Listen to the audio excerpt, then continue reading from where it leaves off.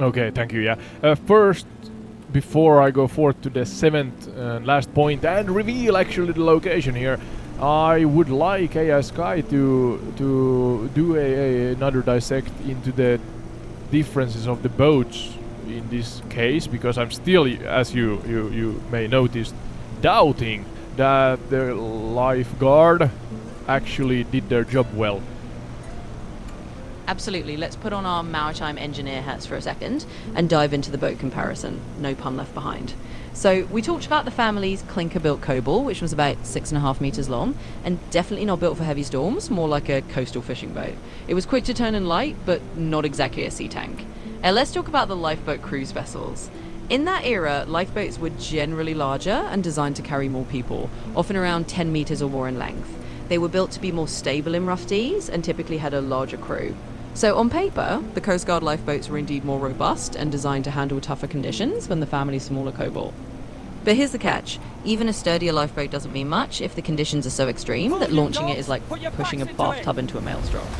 The Coast Guard's boats were heavier and needed more crew coordination, which can be a challenge if the weather was so fierce that you couldn't even get them off the shore.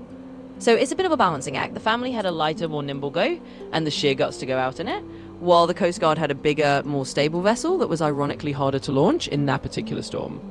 In other words, it wasn't just about the boat itself, but about the combination of the boat and the crew's willingness to take that calculated risk. And yes, that does leave a little room for doubt about whether the Coast Guard could have done more, but it also shows that sometimes bravery comes in unexpected packages.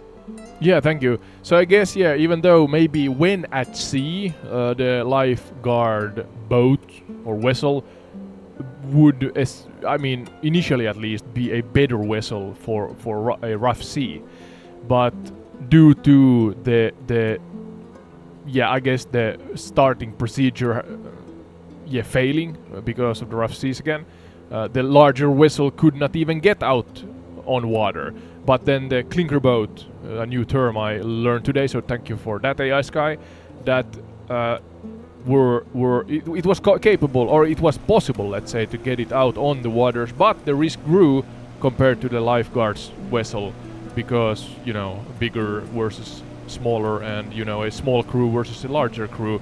Also, we're talking about trained professionals, I assume, and then the father, daughter, again, I assume that they have some maritime experience, but maybe not in the same amounts as a professional crew.